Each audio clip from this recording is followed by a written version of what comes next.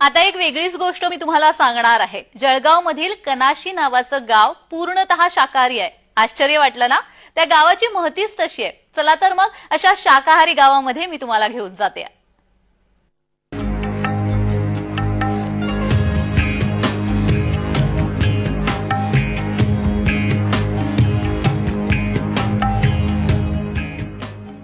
भारतीय परंपरेत शाकाहारी सात्विक आहाराला विशेष महत्त्व आहे।